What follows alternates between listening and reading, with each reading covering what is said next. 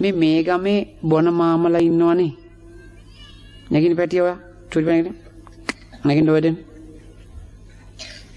තාත්තා ඉන්නවද අතන? තාත්තා ඉන්නවා. වැඩට ගිහිල්ලා. කොහෙද වැඩ කරන්නේ? කොළඹද? එහෙනම් රත්නපුරේ. උදේ හවස ගෙදර එනවද? හරි. මේ ගමේ බොන මාමලා ඉන්නවනේ. අම්මා කියන ඉනායින්ද බරුවට අම්මා කියනවා මේ යන්න එපා ඔය මිනිස්සු මැද්දට. චන් මුම් ගහ ගන්නවා.